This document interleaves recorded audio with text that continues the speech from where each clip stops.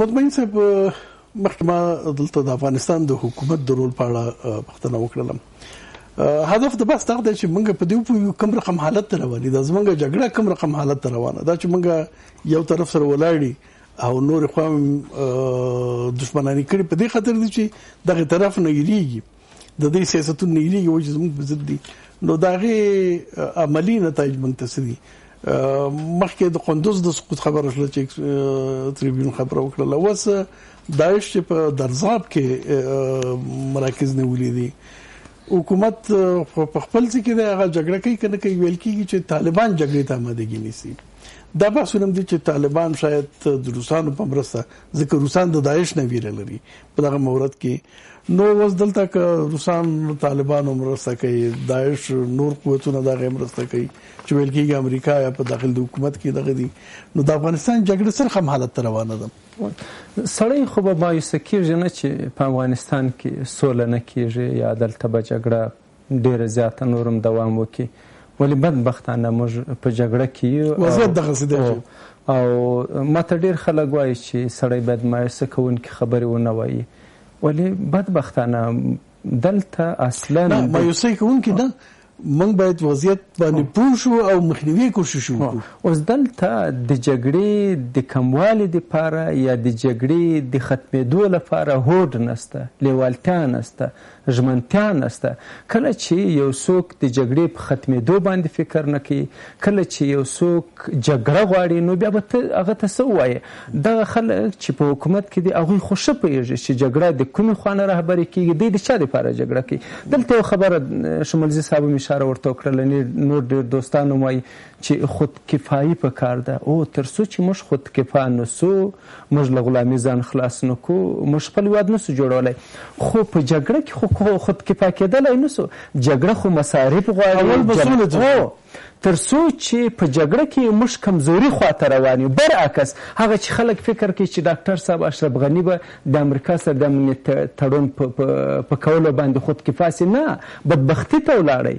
دا جګړه چې څومره دوام کوي همدومره موږ کمزوري کېږي. مثلا زه وایم چې دا اوس کومې خبرې 14 کاله وروسته د ملګرو ملتونو د امنیت شورا کې د ویناما دفتر په کابل کې د ملګرو ملتونو استازي وکړلې، هغه وایي چې دلته د واقعي سولې لپاره هوډ نه لیدل کېږي، رښتینې سوله ته کار نه کېږي. هغه وایي چې دلته امنیتي ستونزې دي، اقتصادي ستونزې دي، اداري اختلاس و فساد سته. نو کله چې د ملګرو ملتونو یو څوک داسې وایي چې دلته سولې ته ژمنتیا نشته، بیا موږ څوک چې ووایو چې دی په موږ باندې تفیې چې ته ووایې چې حکومت سوله غواړي، خو دلته سولې ته لیوالتیا نشته. بدبختانه زموږ بحث هم د سولې په امکاناتو نه دی، کاش کې د سولې په امکاناتو غږېدلی، امکانات د سولې موجود وي او موږ په دې بحث کولی چې دا امکان څنګه دی، هغه امکان څنګه دی. بدبختانه موږ د جګړې په امکاناتو غږېږو، موږ په دې غږېږو چې درزاب کې داعش مراکز جوړ کړي دي، موږ په دې غږېږو چې ویل کېږي طالبان ورته د هلمند نه راغوښتل شوي دي چې دغه په وړاندې جګړه وکړي. نو دلته اوس موږ سره وضعیت کې روان یو، حکومت چېرته دی، داعش جګړه ده، د طالب سره داعش به جنګېږي، طالب به جنګېږي، خلک وژل کېږي. افغانستان آیا رښتیا هغه تقسیم خواته روان دی؟ یو وخت کې امریکایي جنرالانو او وزیر دفاع دې ویلو چې افغانستان به تقسیم شي، چې یو ساحه کې به طالبان په شمال د ځینې کې به او شرق کې دلته به داعش په دې منځ کې به مرکزی حکومت وي. آیا رښتیا افغانستان دغه حالت ته روان دی؟ نو لږ وخت ماته راکړئ، د داعش موضوع خو هر چاته ښکاره ده او زه نه غواړم په دې کې ډېر بحث وکړم، چون حساسه مسله ده، امنیتي مسله ده، رښتیا نسم ویلی. نو چې رښتیا نسم ویلی هغه یو ډول محافظه کاري نه کوه به. ولې جګړه دوام پیدا کوي؟ ورستنی څرګندونې چې داعش په اړه رښتیا ویل زه نسم ویلی، څوک به ویلی سي، خو زه نسم ویلی. د چین د خارجه وزارت وروستۍ څرګندونې چې هغه سړی راووایي چې د امریکایي پوځیانو دلته راتګ افغانستان ته دا جګړه پیچلې کوي، اوږده یې کوي. د ایران سره د امریکا اوسنی حالت دا هغه یو عامل ده چې جګړه اوږده کوي.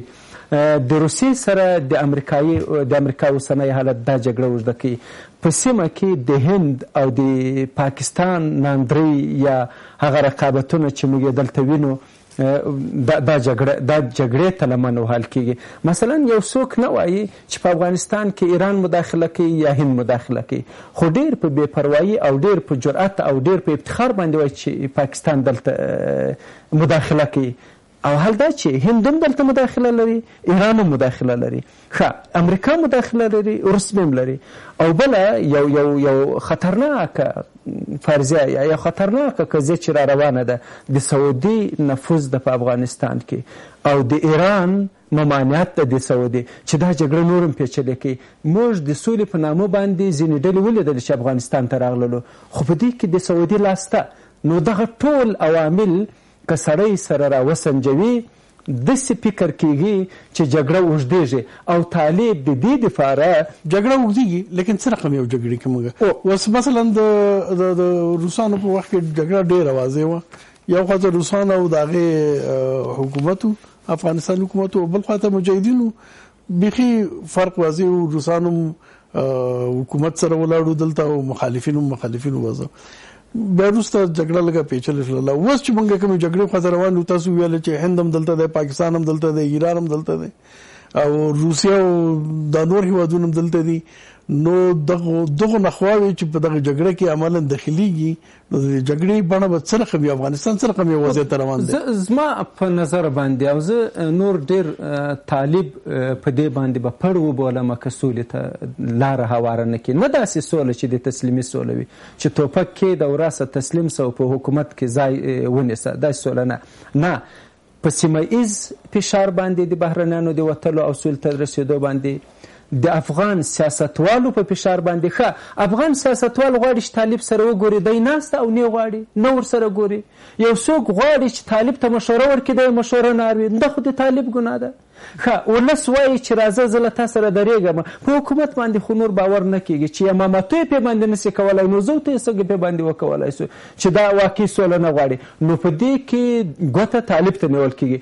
او که طالب ځان همدغسې ارام بولي چې جګړې ته دوام ورکومه، جګړه نه طالب ګټلی سي، چې امریکا ونه ګټله، چې روسانو دا جګړه ونه ګټله، چې ناټو ونه ګټله، چې مجاهدینو یو نظام جوړ نه کوي، طالب یې نسي جوړولی. نو لاره فقط دا ده چې سولې ته کوشش وکړو. زه وایم خو وضعیت د جګړې خواته روان دی، وضعیت د جګړې خواته روان دی. او بیا هم وایم چې طالب په دغه وخت کې باید له سیاسي ابتکار نه کار واخلي او له خلکو سره روابط ښه کړي، له افغان سیاستوالو سره نږدې اړیکې ونیسي، له ولس سره اړیکې ونیسي او سیمه ایز فشار ته لاره هواره سي چې د امریکا جګړې په ځای سولې خواته. مننم. شمالزی صاحب، امریکا تشویق ښکاره کوي چې روسان او چینایان او دغه ایران او پاکستان طالبانو سره همکاري لري، لیکن امریکا په خپله څه کوي؟ امریکا که غواړي دغه یعنې اوس پاکستان سره چې د امریکا کوم رقم روابط دي، تاسو کوم تغییر اینې د امریکا او د پاکستان پر روابطو کې؟ آیا امریکا داسې چې لکه څنګه چې مطرح کیږي چې پاکستان باندې فشار زیاتوي، څه رقم دلته اوس اشاره ورته کوي چې پاکستان کې مراکز دي، د پخوانه مراکز دي او میلیونونه ډالر امریکا پاکستان ته ورکوي، همکاري لري، دغه وسم دغه همکاري ادامه لري. نو دا د ممکنه ګڼي چې د امریکا د خوښې نه بغیر پاکستان څه کوي، دا هر څه دغه لوبه دی یوازې پاکستان روانه کړي. ځواک صاحب مخکې مطمئن صاحب د خودکفایي دغه وویله خبره وکړه، ما سیاسي او اقتصادي خودکفایي خبره وکړه. د سیاسي خودکفایي دا معنی لري چې افغانان سره یو څه متحد سي، سوله راسي. اقتصادي خودکفایي خو په خپل ځای باندې راځو. د اساس خبره چې امریکا څه غواړي. امریکا په مجموع کې یو د امریکا حکومت ته یو د امریکا مملکت هیواد. امریکا څه غواړي؟ یعنی په دې چې شننې سوي د امریکا دا غواړي چې تر 2030 پورې حد اقل د دنیا سپر پاور پاتې شي. د امریکا حکومت څه غواړي؟ د امریکا حکومت ته به انتظار وباسو د دغه راتلونکي میاشتې تر نیمایي پورې دوی خپله ستراتیژي د افغانستان او پاکستان چې دوی اعلان کړی چې زموږ دغه حکومت د ټرمپ د حکومت پالیسي به د دغه سیمې په اړه وي، یوازې د افغانستان په اړه نه وي. دې ته به لږ انتظار وباسو. لیکن شواهد نښې څه دي؟ مثلا ټرمپ د افغانستان قضیه سپارل د جنرالانو ته، دفاع وزارت ویل چې بس تاسو سره کوم تصمیم چې نسوي صدر سره یم. دا چې دفاع وزارت څنګه تصمیم نیسي دا بیل خبره ده، خو د افغانستان قضیه جنرالانو ته سپارل، دلته د عسکرو د زیاتوالي خبره کول، دلته دغه رقم خبرې کول چې هغه د جګړې ادامه ده، نو د امریکا پالیسی خو بیا ښکاري څه ده. زما هدف دلته د پاکستان سره، یعنی امریکا آیا رښتیا هم پاکستان باندې فشارونه راولي کنه؟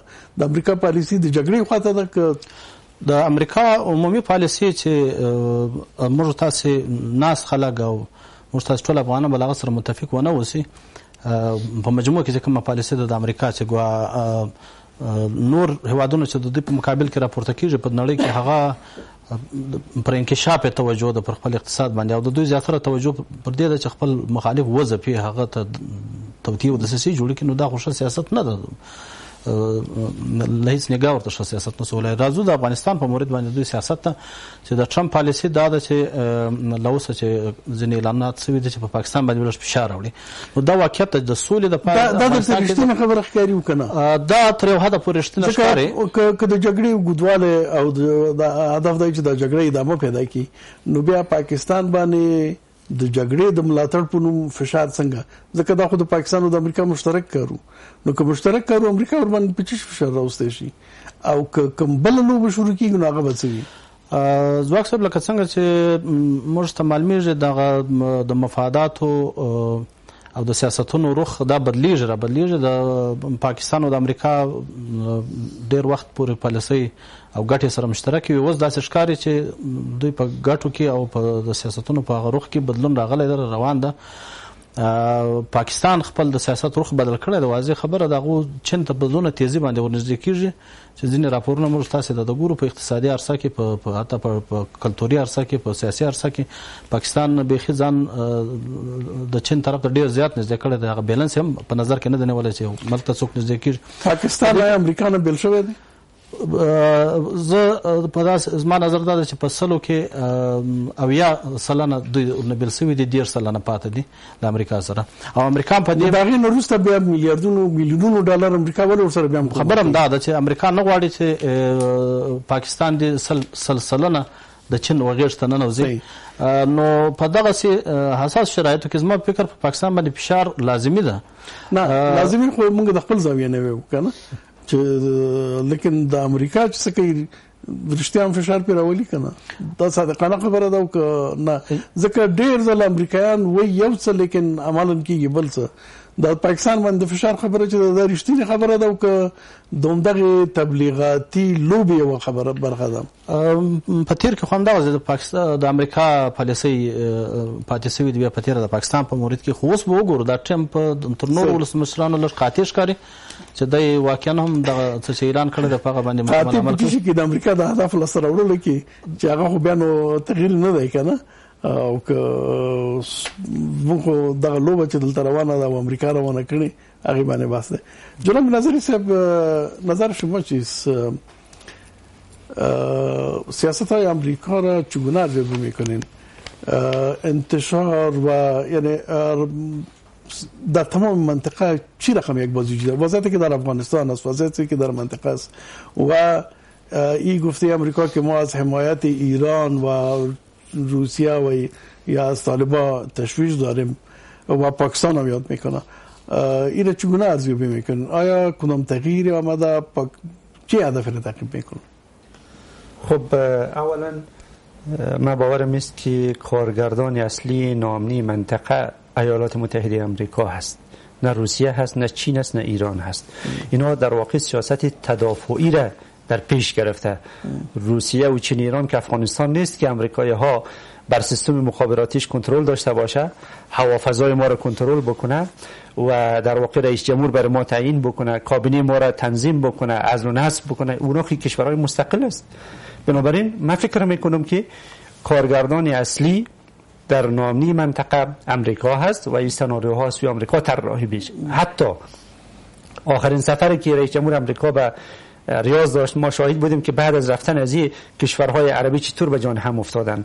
اگر امروز قطر و عربستان با هم درگیر میشه، شورای همکاری خلیج فارس در آستانه تجزیه قرار میگیره و وحدتی در واقع اعراب داره با فروپاشی سیاسی روبرو میشه، به خاطر مداخله امریکاست. چون امریکا از این وضعیت میتونه به نفع خود استفاده کنه. اما رقم که در افغانستان امریکایی ها از اثر شکاف‌های قومی میتونه در واقع سلطه خود تحکیم بکنه. یک نکته دیگه است که امریکا آنچه که شما مطرح کردین سیاست فرار به جلو را در واقع از طرح کشورهای منطقه مورد توجه قرار میده. یعنی این که امریکا میگه کشورهای مثل روسیه و ایران و پاکستان حتی بله در واقع عامل نامی افغانستان یا مداخله میکنه، به خاطر این هست که تمامی افکار عمومی و توجه را از سیاست‌های خود در داخل افغانستان جلب کنه به کشورهای منطقه. این پاکستان از ایران از روسیه است که مداخله میکنه و ناامنی در افغانستان ادامه پیدا میکنه. بنابراین آمریکایی ها افکار عمومی را داره منحرف میکنه و متاسفانه مزدوران اجاره‌ای امریکا در داخل افغانستان هم داره این سیاست را تصدیق میکنه. به جایی که واقعیت ها را بگوید که عامل اصلی بدبختی و ناامنی در افغانستان چه کسی است و چه قدرتی هست، اینا سعی میکنه که شما گفتن که ایران و روسیه و این کشورها خودشون احساس خطر میکنن. این یک فرصت است برای افغانستان. یعنی شما قبلا اشاره کردین که یک فرصت است، لیکن چگونه، یعنی در کدام وقت فرصت است؟ آیا با سیاست‌های موجودی که حکومت افغانستان داره و یا اگه ما میخوایم که من حیث فرصت استفاده کنیم باید این سیاست‌ها تغییر بیافته؟ چگونه میتونیم میره من حیث فرصت بگیریم؟ در واقع فرصت برای مردم افغانستان هست، نه حکومت افغانستان. من باورم است که در واقع مجلس نمایندگان یا پارلمان افغانستان که از مردم افغانستان نمایندگی میکنه در اولین گام باید بحث لغو پیمان امنیتی با آمریکا را در دستور کار خود قرار بده. نتیجه از این امروزه همه از اونها معترف است. مردم افغانستان از اول مخالف از این بود و در واقع همگان میدانه کشورهای منطقه هم که این پیمان جز فلاکت، جز بدبختی، جز ناامنی برای ما هیچ چیز برمغان نیاورده. بنابراین عقلانیت ایجاب میکنه، منافع ملی ما ایجاب میکنه که این پیمان باید لغو شود در مرحله اول. در مرحله دوم یک اجماع ملی یا یک لویجرگه که همیشه در دشواره ها شرایط خاصی بر افغانستان راهگشا بوده، من فکر میکنم برای اخراج امریکا باید طراحی شود. یعنی اگر امریکا سربازش در افغانستان حضور داشته باشه جنگ در افغانستان ختم نخواهد شد. ما وقتی میتونیم به یک تفاهم برسیم، به صلح برسیم که امریکایی‌ها از افغانستان خارج شود، اون زمان ما میتونیم در واقع با حفظ کلیت نظام به یک اجماعی برسیم که قناعت تمامی گروه‌ها را جلب کنه. بنابراین من فکر میکنم که یعنی در ادامه و سیاست‌های موجوده ما نمیتونیم از این وضعیت من حیث فرصت استفاده کنیم، از همکاری‌های منطقوی استفاده کنیم. این حالت باید تغییر بیافته. هم مردم افغانستان خوشبختانه امروز به این درک رسیده که حضور امریکا تداوم جنگ در پی داره.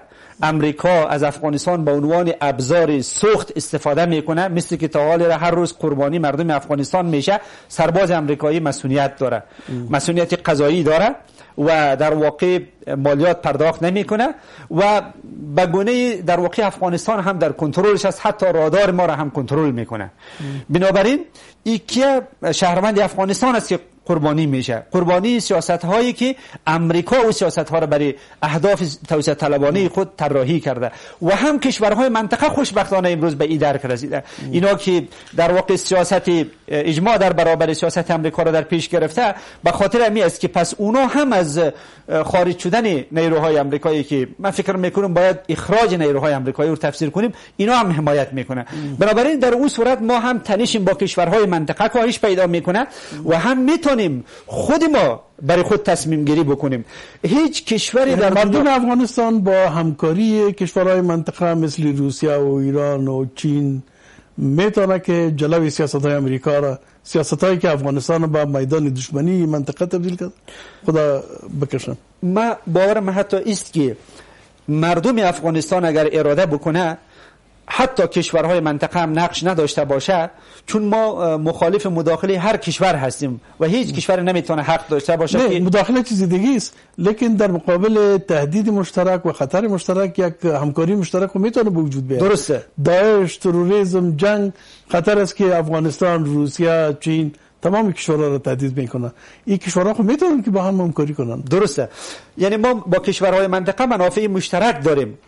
ما فرضم است که حتی اگر کشورهای منطقه هم که به ما کمک میکنه کمک نکنه، مردم افغانستان اراده کنه ما امریکا رو میکشیم از این کشور. برداشت ما است که تاریخ ما نشان داده وقتی که ما در قدرت‌های بزرگی مثل انگلستان از این منطقه خارج کردیم و تانستیم در برابر سیاست‌های استعماری از اونا یک صدر در کل منطقه، یک کمربند امنیتی را ایجاد بکنیم و الهام بخش شویم و همینطور در برابر روس‌ها مقاومت کردیم. این توان در حال حاضر که نسل ما به شدت آگاه است و اراده مردم ما مصمم است، اما متاسفانه این اراده ها را عده‌ای اسیر کرده و سیاست های امریکا و در واقع امپریالیسم فرهنگی امریکا این سیاست ها را در چنبره خود قرار داده. ما اگر اینمی وضعیت بشکنیم، باور ما است که حتی مردم افغانستان به تنهایی میتونن و اگر مردم افغانستان که دی توجیه میکنن نگرانی داره که امریکا بیرون شه و افغانستان جهنم میشه، من فکر میکنم جهنم امروز برای مردم افغانستان است.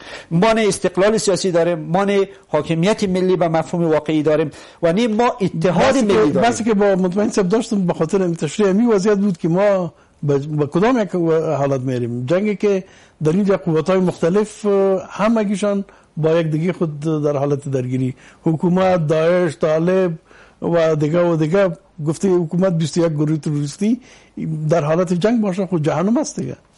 به همین دلیل امروز اگر ما تا در واقع تحولات یا سیر تحولات کشورهای پیشرفته جهان را مطالعه میکنیم، این کشورها توسط امریکا به پیشرفت و توسعه دست پیدا نکرده. بنابراین ما بدون حضور امریکا خوبتر میتونیم به خودکفایی برسیم. اگر ما آزادگی نداشته باشیم، استقلال نداشته باشیم، من فکر میکنم که پیشرفت ممکن نیست، عدالت اجتماعی ممکن نیست، اتحاد ممکن نیست. بنابراین من نگران این هستم که آمریکایی ها با سیاست های خود آنقدر مردم افغانستان درگیر مسائل قومی و مذهبی و سیاسی بسازه، یک روزی اگر ما در واقع درنگ کنیم که او زمان دیگه امور رمقم برای ما نمانده باشه. اما خوشبختانه امروزه افکار عمومی کاملا سیاست‌های توطئه امریکا را در واقع درک کرده و من فکر میکنم که ذهنیت آمادگی وجود داره. یک کمی جسارت و شهامت میخواد که مردم ما در واقع مورد توجه قرار داد. بسیار زیاد تشکر. کور مدان سلامت اوسئ. ګران لیدونکو تاسو نه مننه چې اوس پورې موږ سره وئ. راتلونکي بحث پورې په خدای سپارو. الله مو مل.